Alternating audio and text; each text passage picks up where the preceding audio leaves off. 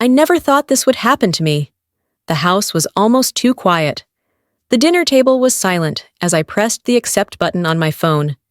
The smell of the aroma of freshly brewed chamomile tea filled the air, a stark contrast to the chaos in my mind as I prepared to take on Martinez. Make a choice that would change everything. I had felt uneasy for weeks before I decided to do something. As it crept into our home, at first, I thought it was just stress from work or a phase in our marriage, but the planned high-class trip became more and more important as the days went by. The last deal my husband Diego made was with his bossy mother, Elena. Straw. I wasn't invited, and I never was when it came to their little adventures. It was just another way for them to leave me out and treat me like I was an unwanted guest. In my own marriage, I had to confront the harsh reality that even the finest tea can leave a bitter aftertaste, could not wash away. With shaky hands, I hit the cancel reservation button, and the screen flashed. I felt a mix of relief and dread as they confirmed what I was going to do. There was no going back now. I spent the next few every day. I spent hours moving around our large San Diego house, as if I were a ghost. I watered the succulents in pots on the windowsill, which were a housewarming present from my best friend Leah. I also straightened Ed out. I kept looking at the framed picture of Diego and me on our wedding day because it made me feel so happy. I woke up to the sound of keys jingling in the lock. I was in love. Where did it all go wrong? Diego was... If I went home, I could tell he was tense just by the way he stood. His broad shoulders were stiff under his fitted suit. What went wrong? I got ready for the fight because I knew it was going to happen. "What have you done?" his normally smooth voice asked. His eyes, normally a warm brown, were now filled with venom. I took a deep breath and concealed myself because I couldn't bear it. I told him in a calm but strong voice, "You're leaving me again to chase?" After a trip with her, I jerked back as anger lit up his face and hands. He had his arms folded at his sides. What happened next was something I didn't expect. His hand shot out. I fell to the floor. The sound of the slap broke the silence of our home, which echoed off the walls like a gunshot. I lost consciousness and experienced dizziness. The world spun around me, and I could taste blood. His cold words rang in my head. "Why did you do this? You've ruined this marriage." I felt pain and shock as black spots danced in my mind, across my field of view, then darkness in those shaky moments before I fell asleep. I had one last thought. What have I gotten myself into?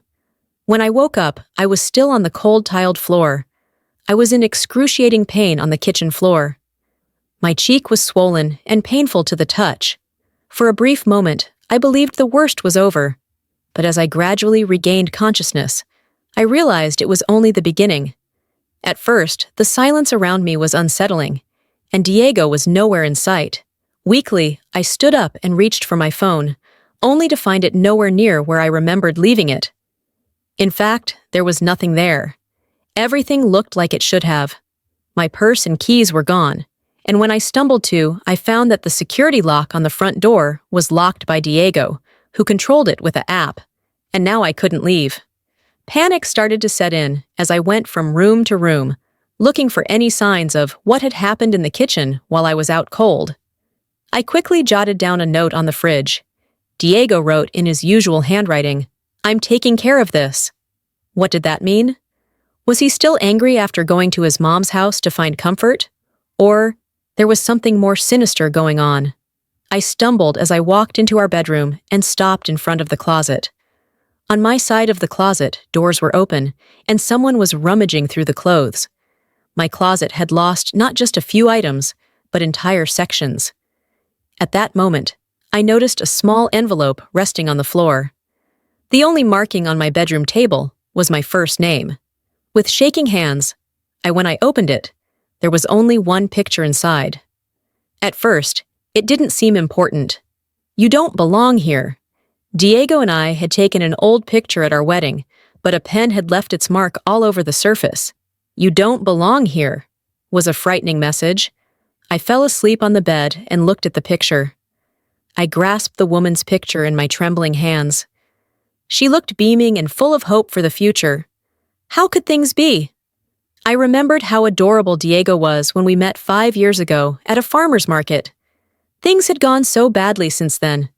I thought he was thoughtful, friendly, and everything I wanted in a partner.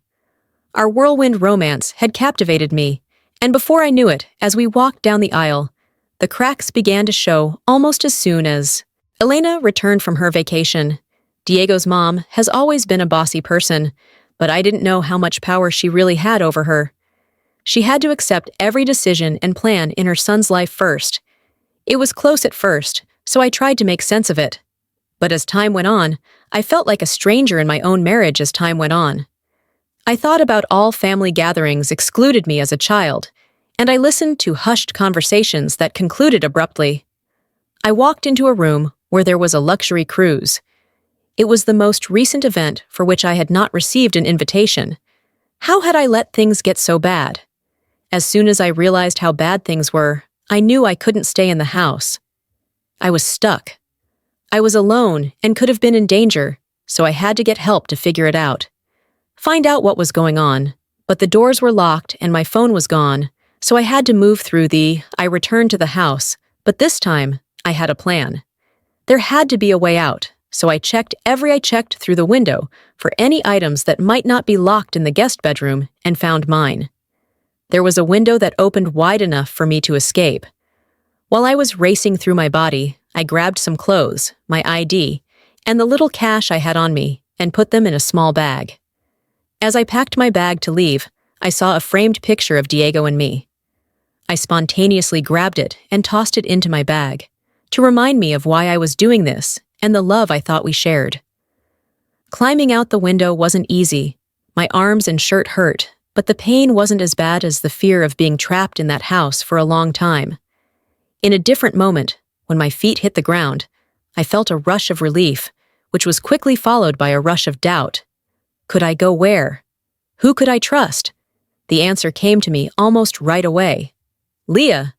She was my best friend since college, and always supported me. She had told me she was worried about Diego and his family. Leah.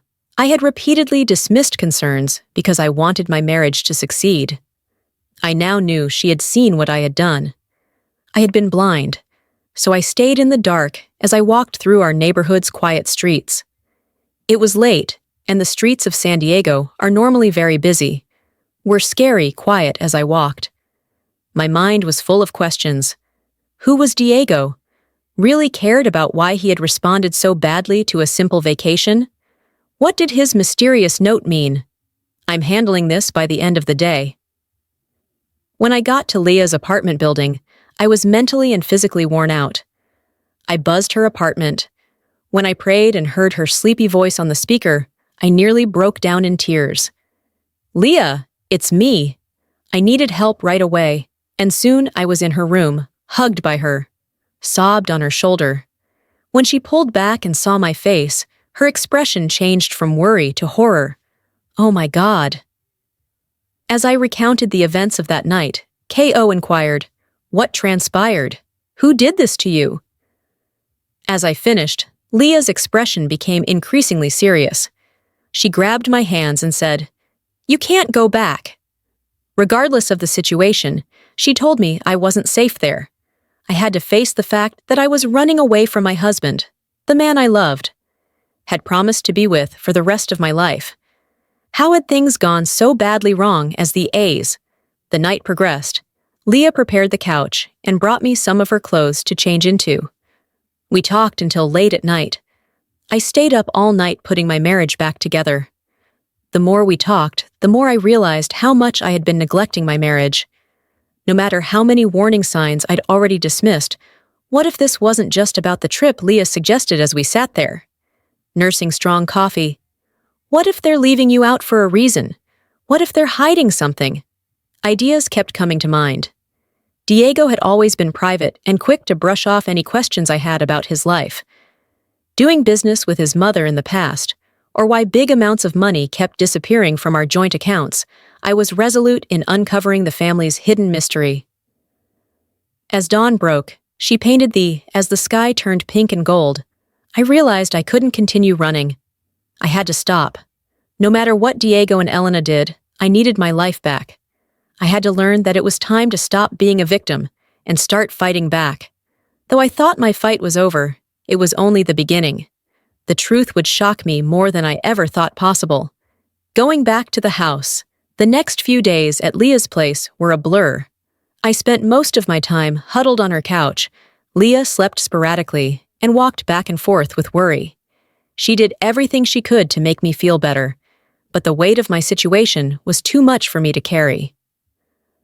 On the third day, I made the decision to return to the house, not to stay, and not to reconcile with Diego, but to find proof if there was something bad going on, like Leah and I thought there might be. I needed evidence. "Are you sure?" Leah asked. Her forehead creased with worry. "This could be risky." I agreed, feeling more determined than I had in days. "Leah, I have to tell you I can't," I said. "I will not proceed until I have a clear understanding of the situation." We meticulously arranged for me to travel during the day. When Diego was at work, Leah would pick me up and wait nearby, ready to call. I told the police I wouldn't come out for an hour. It wasn't a guarantee, but it was the best we could do when we arrived. My heart began to beat faster as I walked down my street. The house looked just like it did when I left it. A picture-perfect suburban home. With its well-kept yard and bright flower beds, how could a house that looks so normal hide such dark secrets? As I got out of the car, Leah told me to be careful. I smiled and nodded back at her. As I put my key in the lock on the front door, my hands shook as I walked up the familiar path to it. What a surprise! It turned easily. I stepped inside, half thinking Diego would be there. But the house was quiet, so I quickly went through each room, gathering anything that might be mail, useful financial papers, or anything else that could help me figure out what Diego and his mom were really up to. I found my phone in a drawer in our bedroom. The power was dead. Despite its demise, I continued to carry it in my pocket. Then I went into Diego's home office. Had always been off-limits to me, which was something that had bothered me during our marriage, but that I'd come to accept. Accepted, I realized how foolish I had been. The office was spotless in every way. I started by organizing the desk drawers to locate most of the papers and boxes. I was going through bills, receipts, and work papers when I discovered something in the bottom box. The box with the label "Legal Confidential" chilled my blood. When I opened it, my hands were shaking. Inside were papers that I could barely read, land deeds in Diego's name, strange contracts with clauses that take away the right of a spouse to receive, and even scarier, bank statements for when I was unaware that this account could record transfers of substantial sums of money to offshore accounts. Shocked. What was going on? Was Diego involved in some form of financial fraud? Why did he go to such lengths to keep me in the dark? But the box had one more shocking revelation hidden inside. On the back were some current photos of me that didn't do me justice. There was a picture of me leaving the grocery store, another of me going to work, and even one that was clearly taken without my knowledge. I meticulously marked each picture of me reading alone in the park, where I frequently visited, with dates. The most scary thing was the word "destroy" that was written across a few of the pictures. My hands shook so badly we nearly threw the box away, because this was no longer just about exclusion or control. Although it was planned, what did Diego and his mother ultimately was going to do to me? I was so shocked by what I discovered that I nearly missed the opening of the front door. The sound of keys jingling woke me up, almost like it was something I knew. The realization that I was home scared me. I rushed to put everything back the way I found it. My heart was beating so fast that I was sure Diego could hear it. I had just closed the drawer when I heard his steps coming in. In the hall, I had nowhere to hide, so I stood frozen behind the desk, because when the office door opened, Diego's eyes went from wide to narrow in shock. He asked in a low, steady voice, "What are you doing here?" The punch was dangerously close. It was challenging for me to keep my voice calm. I lied and said I didn't come to get some of my things. "I think you'd be home by now." He walked into the room and shut the door. While the tension was building, you considered sneaking a peek. The click of the latch sounded like a gunshot in the quiet. I took a deep breath and tried to figure out how much he'd known. "Have you seen Diego? What's going on? What are all these papers and pictures for? You had me follow him." His face turned serious, and all pretense of being polite fell away. He said in a frightening voice, "You should have stayed where you were. If you don't understand what you did, then explain it. It is for me." I gave the order, surprised by the strength of my voice. "No more lies." "Diego, I want to know the truth." He looked at me for a long time, as if he were thinking about what to say. To my surprise, he laughed. It was a harsh, bitter sound that sent chills down my spine. "Sends chills down my spine." He said, "If you want the truth, fine. The truth is you. The truth we never expected to uncover any of this information. You were supposed to be the perfect wife, always there for her husband and never questioning his decisions." Not only did he not know what to do, but he started to pace the room, and his words came out in a flood. "If you think the family business is just real estate, think again. That's just the facade we present to the world. Allowing them to see the real money comes from somewhere else." As I tried to understand what he was saying, my mind raced. "You're laundering money," I uttered, experiencing a jolt in my head. Diego nodded and smiled in a strange way. "Face, you smart girl. Yes, we are moving a lot of money, and you, my dear wife. I have been part of it all along without realizing it." Everything started to align, including the peculiar bank transfers, secret talks with his mother, just like they'd always kept me away from the family business when you married me. "I told you in a voice barely above a whisper that you needed my name because I was clean." For the record, Diego claimed it wasn't personal, as if that somehow improved the situation. I felt sick about our whole marriage, searching for new stories that wouldn't raise suspicion. A new wife was the perfect cover, had been a lie and a front for their illegal activities. Every moment of happiness they shared, and every plan they made was a lie. The future had been a lie, and the trip I inquired about reminded me of the catalyst. That was the beginning of it all. Was it really a trip? Diego shook his head. "We needed to go on a work trip because we're growing and needed to meet with some associates to talk about your little stunt of canceling plans. It might have cost us everything." The anger in his voice reminded me of how violent he had been that night, but I stood my ground and asked, "What are you going to do with me?" Diego looked at the pictures for the first time because he needed to know the answer. "That wasn't my idea," he told my mom.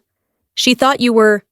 She wanted to ensure we had options in case she became a burden. He clearly understood what he was saying, and the thought of what they were about to do chilled and killed me, remove me in any way possible. "What will happen now?" I asked, hoping to keep the Diego side, and ran his hand through his hair.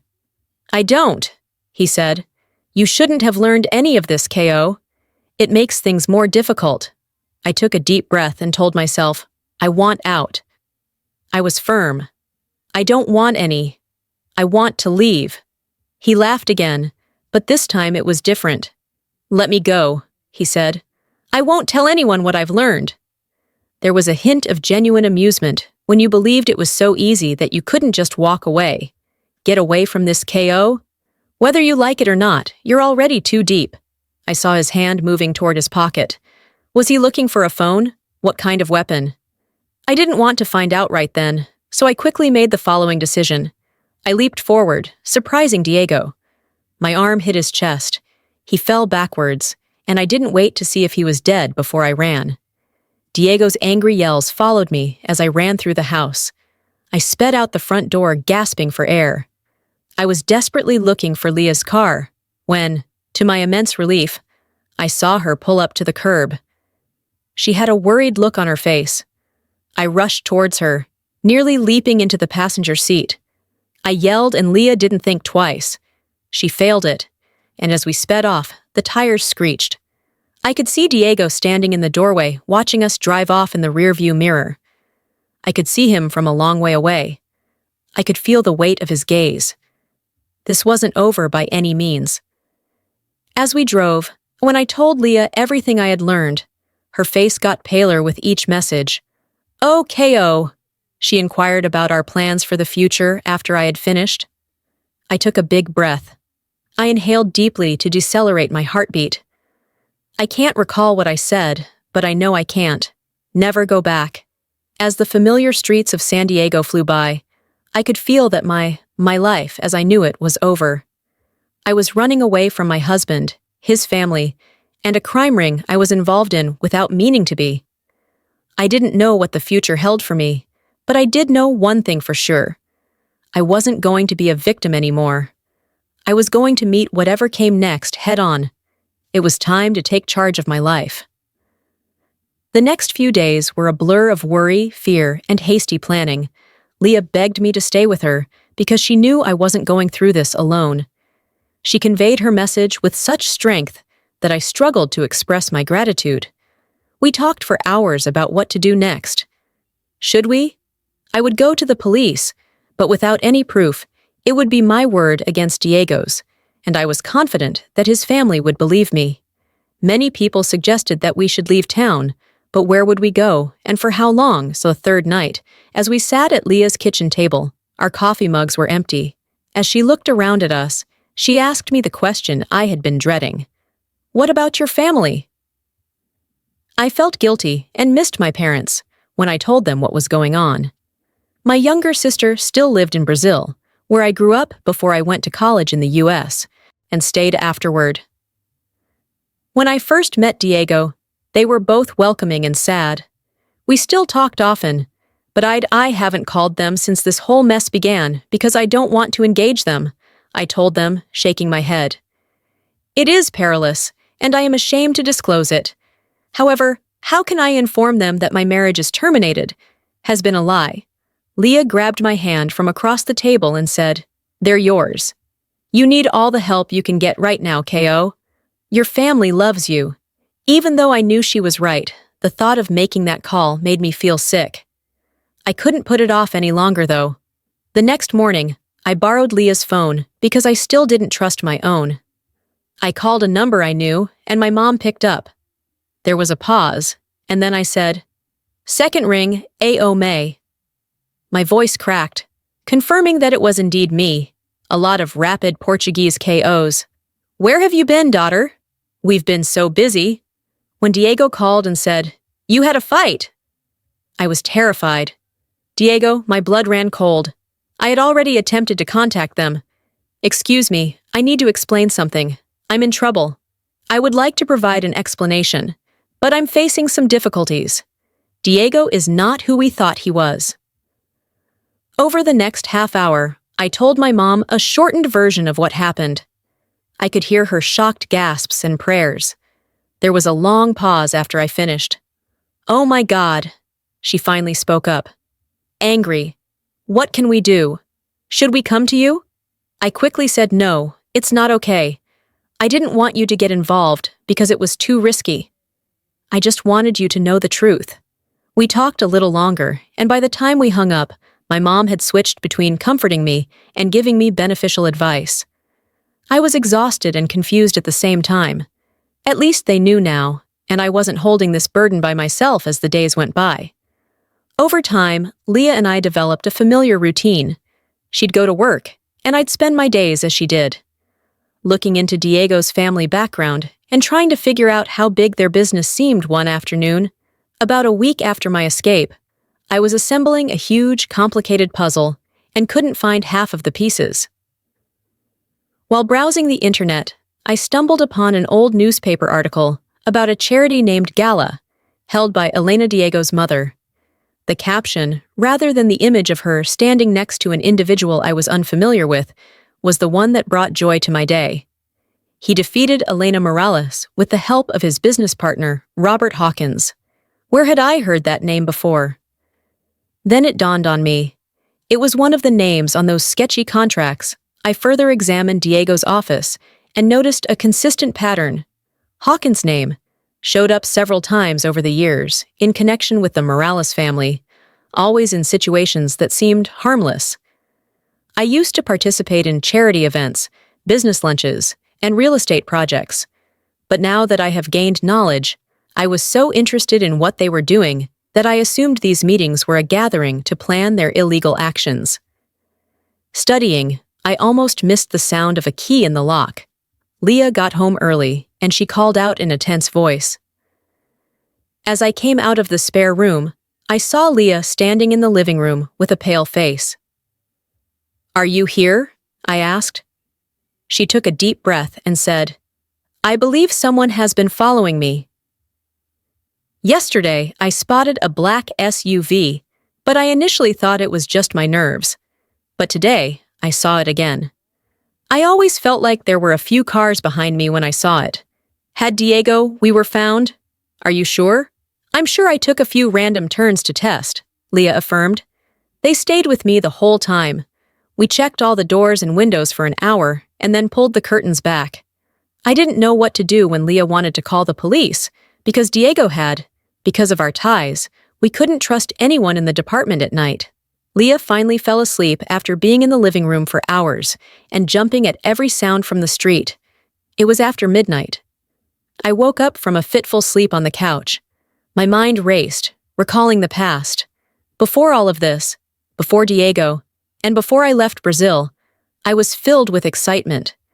I wanted to try something new and experience the American dream. But my dream had turned into a nightmare, and I longed for my old life was simple, but focusing on the past wouldn't help me now. As I sat there, I knew I had to think about the future and how to get out of this mess. In the dark, an idea started to form. The next morning, I told Leah about my plan. As I stated, we must prove Diego and his actions. Family is our responsibility. It's the only way to keep ourselves safe. Leah looked doubtful. Why does that need to be done? They won't let us just walk into their offices and start looking through files. I took a deep breath and said, "No. But there's someone inside." Leah's eyes got enormous when she realized what I was saying. I said, "Are you sure we can trust Diego's mother's assistant?" And she nodded. Maria has consistently shown me kindness, even in the face of Elena's meanness. She sometimes looks at Elena like she knows something is wrong, but is too scared to say anything. I think she might be. There was a chance I would be wrong when I asked Maria to help us.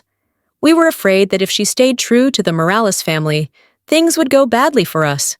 But it seemed like our only choice. I called Maria's personal number with shaky hands, hoping she would answer. I recognized her voice in the fourth ring and said, "Hello, Maria," I said in a low voice. "K.O. Hey, don't hang up.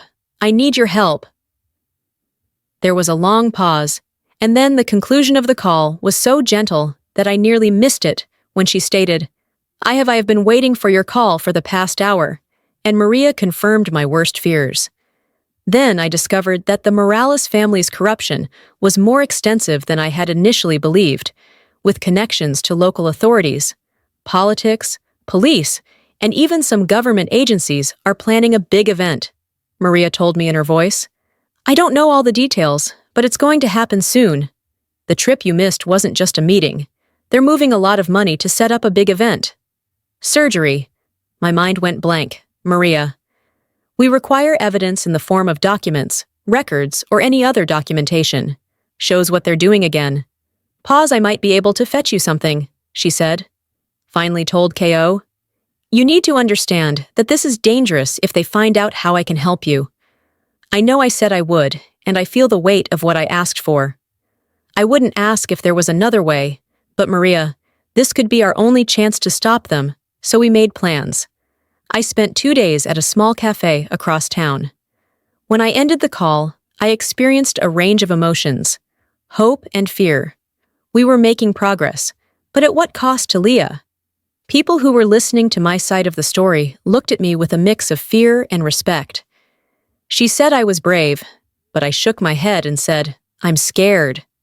I just can't let them win and hurt people more," I thought. As we settled in after another sleepless night, I couldn't help but think of my family in Brazil and how I used to spend Sundays at my grandmother's house. The house was filled with the scent of feijoada, accompanied by the sound of my sister's laughter as we pursued each other. We strolled through the streets of our neighborhood, guided by my dad's firm hands as he taught me how to change my clothes. It hurt so much to miss them, but I knew that by now.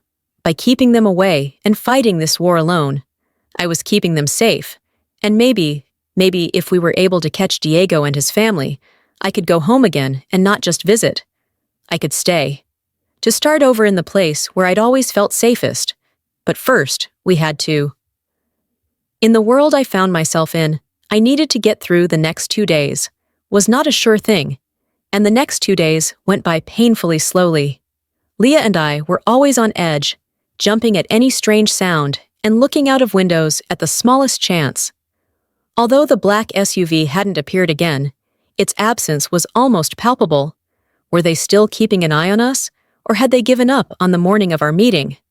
That was more disturbing than just being there.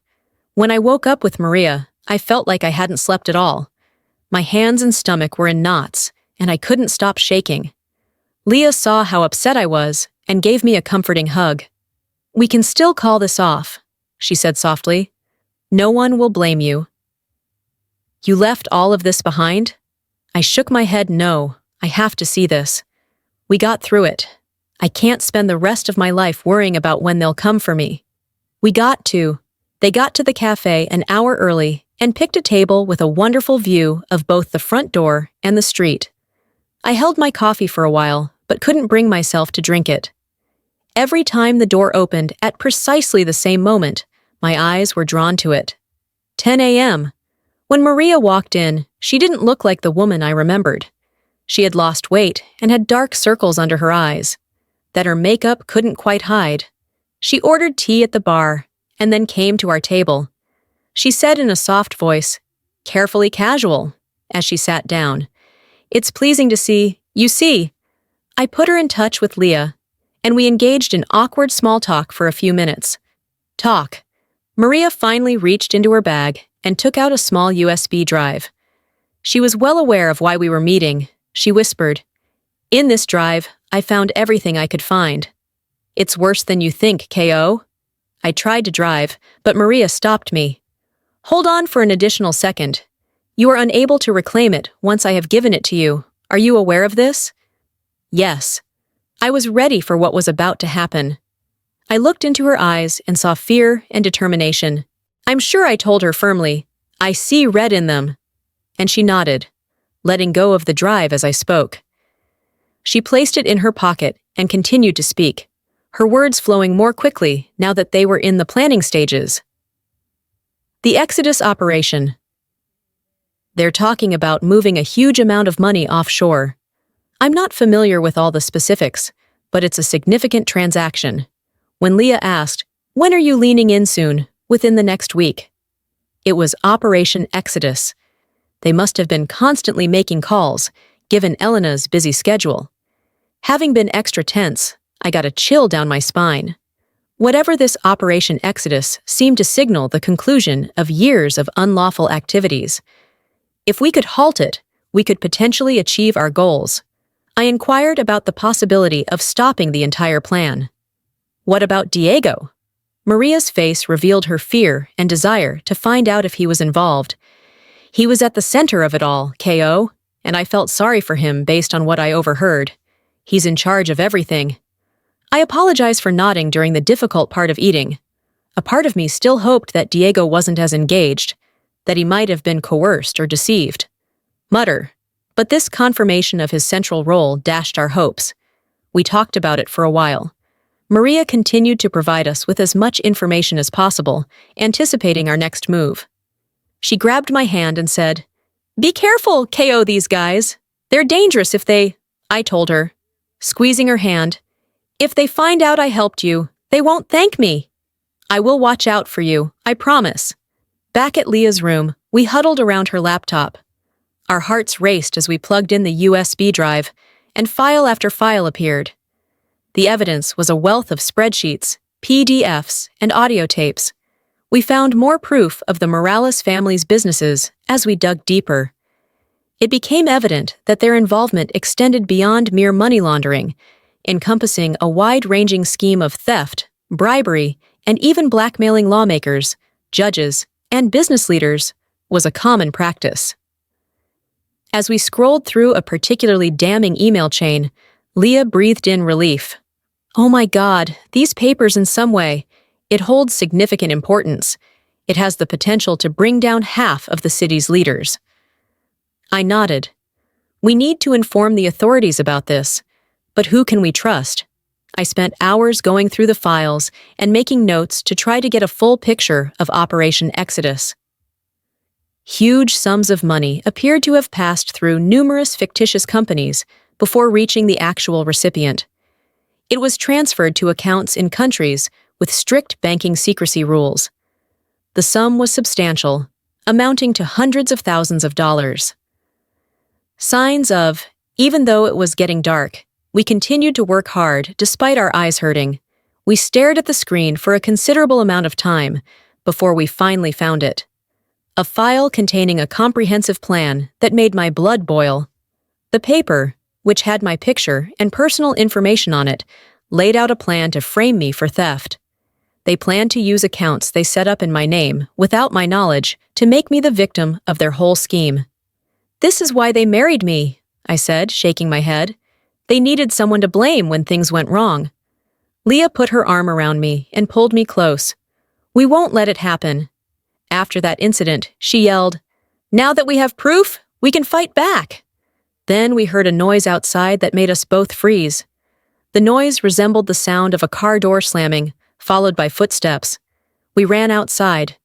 I went to the window and carefully peered out. Getting out of there almost stopped my heart. When she saw Diego driving a black SUV, she knew. "How did he find us?"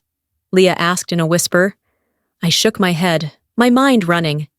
Had Maria lied to us? Had someone been following us? From the cafe? Or Diego would have wasted his time knowing where we were forever. "Let's get out of here," I said. "We're already moving to get our things."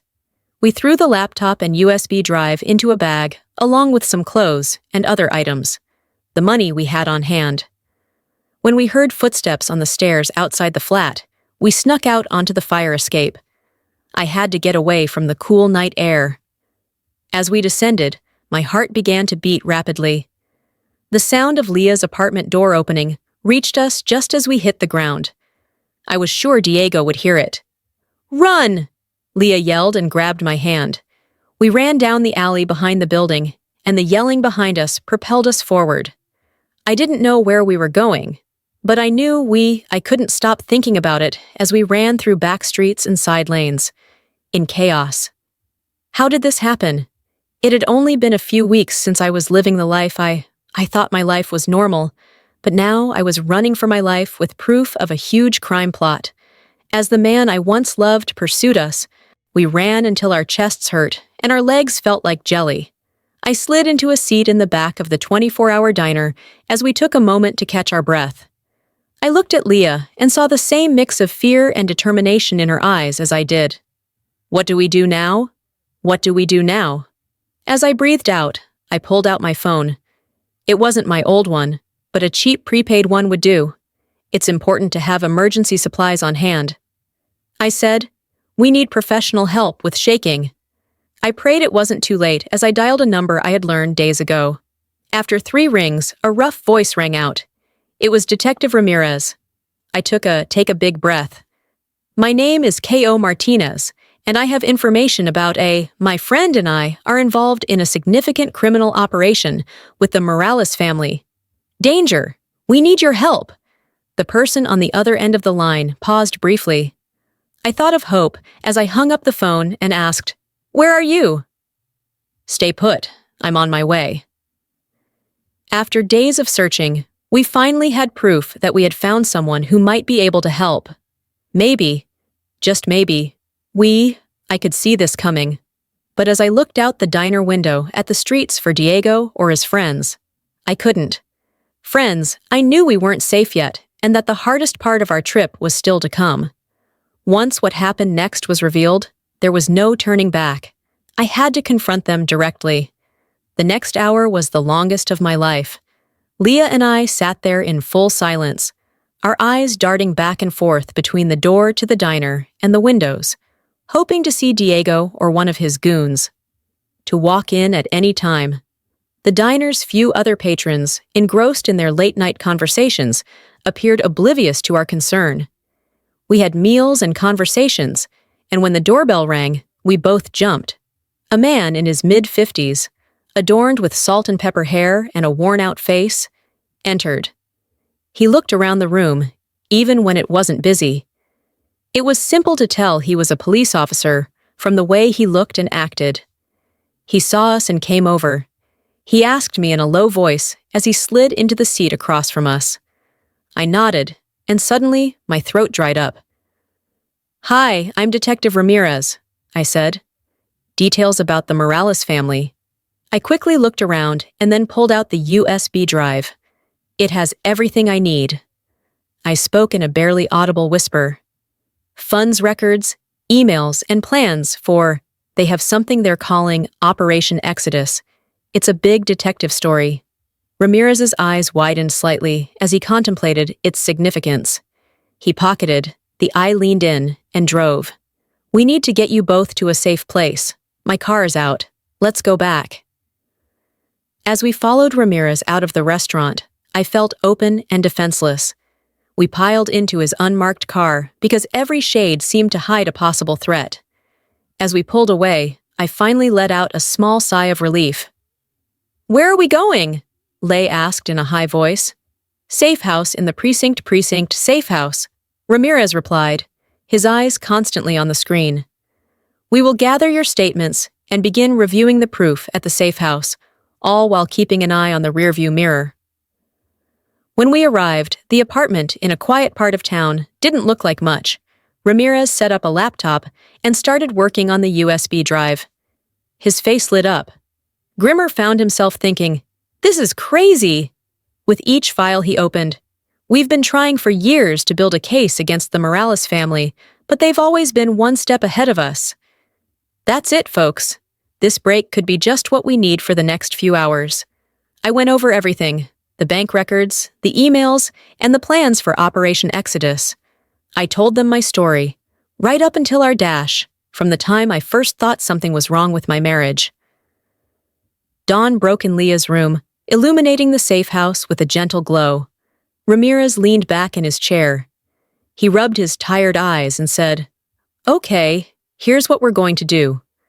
I need to present this evidence to my superiors and start the process of assembling a task force. You two are going to stay here. Being locked up for a long time made me think, is it safe for how long? As long as it takes, these people are making me nervous," Ramirez said. "Dangerous KO. They won't hesitate to kill anyone who poses a threat to them." Operation, I agreed, because I knew he was right, but hated how powerless I felt. Over the next few days, things were dull and tense, and Leah and I tried to keep ourselves busy, but the weight was unbearable. Ramirez checked in. They kept us up to date on the investigation's progress on a daily basis, and worked carefully to build a strong case. Everything changed before Ramirez moved on to the fourth day. His face was grim as he walked into the safe house and said, "We've got a problem." They informed a member of the Morales family that they were selling assets and moving money. I was worried we'd lose them if we didn't act. What does that mean for us? Ramirez paused, and I knew he would. The next course of events was not expected to be favorable. "We need your help, KO.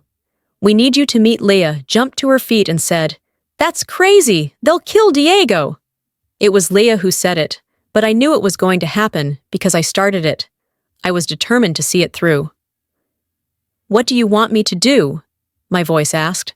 More stable than I thought, Ramirez laid out the plan. I would call Diego and tell him I wanted to discuss and resolve issues with him. We agreed to meet in a public place. With shady police officers close by, the goal was to get Diego to confess. It was very risky for him to give us the last pieces we needed to bring down the whole operation, but it was also our best chance. I found myself sitting in a bustling cafe the following day. I was sure everyone could hear my heart beating so fast in downtown San Diego. I texted Diego to say I was sorry I needed to talk to him. Surprisingly, quickly agreed, which made me wonder what he was up to when he walked in looking so good. And put, as usual, I experienced a jumbled mixture of fear, anger, and, to my embarrassment, K.O.'s voice was soft, but his words were clear. I still feel a little of the love I had for him. I've been worried about you. I attempted to smile, but my eyes remained closed. She was a naive woman who genuinely wanted her marriage to succeed before all of this began. I'm sorry I ran away from Diego. I was scared and confused. Could we really talk for a moment? I thought I had married a loving, attentive man, but all of a sudden, I saw a calculating look take its place. Oh, that gave me chills. Naturally, he suggested that we should go together. I have a hotel room nearby that is more private, and when I realized this, I hesitated. I knew this might be our only chance, even though it wasn't part of the plan. I could almost hear Ramirez swearing through the wire that was hidden under my shirt when I stood up. The walk to the hotel was we walked into Diego's room, tense and full of awkward small talk. He altered his appearance, and his face became devoid of any hint of warmth. In a low, threatening voice, he declared, "Games KO." "Where's the drive?" I asked. Why did his angry eyes flash as he moved toward me, my heart racing? Don't act like you don't know what a dumb question is. Maria gave you something. Where is it? I demanded that my back hit the wall, Diego. You're scaring me. For a moment, he simply gazed at me, seemingly uncertain about my intentions. I told him the truth, and to my surprise, he laughed. It was a cold laugh. That made my blood run cold. You don't know, do you? He asked, shaking his head. You have no idea what you're getting yourself into. He started to talk, and I was shocked. Perhaps he believed that I lacked the intelligence to comprehend his words. He told everyone about the money laundering, bribes, and threats. Perhaps he was simply venting his emotions. We have reviewed everything we found on the drive and more. It wasn't personal, he said in a casual way. I married you solely for business purposes. We needed a clean name. Every word you uttered pierced my heart, yet I compelled myself to read it. When I told myself to keep listening and let him talk, I thought of Ramirez's wire. And his team were listening in. We just needed a little more. I tried to keep my voice steady and asked, What is that? Diego's eyes got narrow. Did you know that I realized my mistake too late, causing Diego's hand to shoot out? He grabbed my arm roughly and said, You're wired, aren't you? His fingers dug into my skin before I could say anything. I fought against him, feeling panic as he pinned me against the wall and searched for the wire with his other hand. My throat swelled. Diego, please stop! You're hurting me, I gasped. This angry stranger had replaced the love I once felt. As his hand closed around my throat, I saw my life flash before my eyes. I could see right in front of my eyes how it would end. The door burst open and let go. Stop! Ramirez and his team rushed into the room with their guns drawn. Diego let me go. He slowly raised his hands as a police officer handcuffed him. He looked at me with furious and sad eyes. He spat, You've ruined everything! As they led him away. I slouched. As I leaned against the wall, my legs were barely able to hold me up. Finally, it was over. Ramirez came up to me with worry on his face and asked, Are you okay? He asked softly. I nodded, but I couldn't say anything else because I had a lump in my throat. As the energy wore off, the full weight of what had just happened hit me. I couldn't stop shaking, and tears came out of my eyes. Ramirez put his hand on my shoulder to comfort me. You did a fantastic job, K.O. As I thought about what he had said, I realized that I could breathe for the first time in weeks. The terror was over, and even though I knew how it felt, I knew the road ahead would be long and hard, but I also knew I had made it through. I had faced my fears. I was ready to face the lies and leave stronger, no matter what came next. Diego's arrest led to a whirlwind of court dates, police reports, and restless nights. I was in a strange limbo, not in immediate danger, but still stuck by the mess of the life I'd lived. The safe house became a kind of refuge for me, a place where I could start to deal with everything that had happened. Leah remained by my side, despite the challenges in her own life, and provided me with unwavering support. I am uncertain as to how I would have survived in the absence of a confidant to confide in and a confidant to discuss my irrational thoughts. After a week without her, Detective Ramirez came to see us and told us the DA's office is going forward. He spoke about the case, his exhausted face displaying signs of both fatigue and satisfaction from your evidence. The proof on the USB drive has given us all the tools we need to bring down not only Diego, but the whole during the Morales raid. I should have felt relieved, but instead, worry. What happens now? I asked Ramirez. His face eased as he said, "Now building my life back up. Keep an eye out for the trial. It could take months, and the good family still has friends out there." The idea of needing to conceal myself for several more months shattered my heart, yet I understood that it was necessary due to Ramirez's departure, stopped at the door. "K.O., you were brave. Few individuals could have achieved this feat." His words, "Courage to face what you did," stuck with me long after he left. Had I?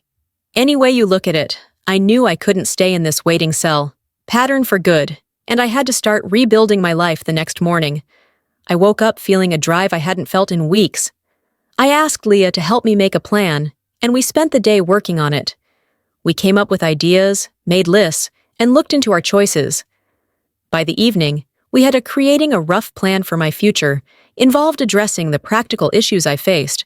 I had to formally separate my finances from Diego's and the Morales family's. This meant filling out lawyers' forms and getting into the messy details of our shared accounts. It was scary, but with Leah's help, it was possible. With Ramirez's and the help of a lawyer he suggested, I started the process of getting away from the web of lies and illegal activities. As we worked through the legal stuff, I also, before I married Diego, I started to think about my future. I was getting my master's degree in environmental science. I put it on hold to assist with his job, a decision I now deeply regret. I called my old counselor and told them what was going on. Maybe it wasn't too late to pick up where I left off. She left out the illegal information and asked if it would be possible to re-enroll, much to my surprise and delight. Incredibly helpful. We set up a meeting to talk about my choices, which gave me something good to think about during the weeks of chaos turned into months, and I slowly started to see the formal process progressed, with each new step bringing me closer to achieving true freedom from Diego. I spoke in front of a grand jury about his family, my voice shaking but determined as. While the police were still questioning me, I informed them about the Morales family's illegal business. Moving between safe houses to ensure my safety was an unusual approach to self-protection. Wandering life gave me time to reflect and improve. I began to see the therapist is addressing the trauma of the past few months and the ongoing impact of mental abuse. I had tolerated my marriage until one day, approximately 4 months after Diego's arrest, Ramirez arrived with news, sent shockwaves through my world. "We've got Elena," he said, with a hint of triumph in his voice. His voice said, "She was trying to leave the country, but we caught her at the airport. It's over, K.O. We have them all." When I finally let myself believe that I was okay, it was the first time since everything started that I really felt all right. I was free that night, so Leah and I celebrated with cheap champagne and takeaway. We experienced both laughter and tears during our celebration. We cheered for a fresh start as the case against the Morales family grew, and more facts came to light. The size of their crime network was astounding, extending to levels that shocked both business and government. Even the most experienced detectives couldn't stop my small act of rebellion. The first domino to fall was the Cruz reservation, which led to the fall of a kingdom based on corruption. I stood outside the courthouse with a heavy heart 6 months after Diego's arrest. Squeezing my hand as I prepared to testify in public, Leah assured me, "You've got this." I whispered. I saw Diego for the first time since his arrest as I walked into court. He looked smaller. He had swapped his expensive suit for prison clothes, and his confidence had diminished. We looked at each other for a moment. I saw a flash of sorrow and anger before he looked at me for a moment. When I stood up, I felt strong in a way I didn't know I had. I told my story. I spoke clearly and strongly, and my voice became stronger with each word I said about the lies, manipulation, and slowness. I came to the understanding that my whole marriage had been a lie. As I talked, the last of my fears and doubts fell away. Ultimately, justice prevailed, leading to the conviction of Diego Elena and his companions. Multiple charges. The sentence made people feel better, but also gave them a strange, even with everything, I felt sad, because I missed the future I thought we'd have together as life started. To return to a normal life, I had to make the same decision as my family in Brazil, asking me to go home so they could leave the bad memories behind and start over. The thought of going back to my home country, where it was warm and comfortable, but as I stood on the beach and watched the sun go down over the Pacific, I knew I'd something in San Diego, even with all the pain it caused at the time. It became my home. It was there that I dealt with my toughest problems and found my real strength. It was there that I rediscovered myself. I registered in my master's program again and threw myself into my studies. Leah and I looked for an apartment together with a new sense of purpose, making a home full of laughter and light. It was different from the cold, controlled space I had lived in with Diego. I gradually began to construct a new home. I began a new life for myself by sharing my story as a volunteer at a nearby women's refuge.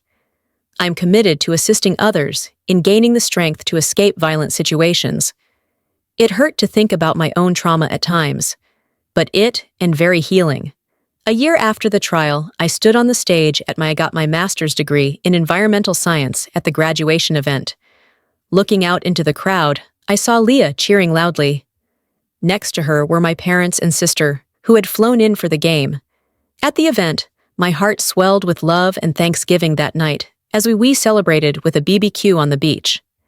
I found a quiet spot by the water and listened to the waves. As I walked, I thought about the lengthy and scary road that had brought me here. The times I felt completely hopeless were now a part of me, but they didn't make me who I am. I thought of Diego I was in a prison cell, and felt a full range of feelings, from anger to sadness to pity. He had made up his mind and was ready to deal with the results, but I wasn't. I felt very free as I walked back to my family and friends, their laughter rolling off the waves like the ocean breeze. Peace. The future was wide open to me, and I didn't know what would happen.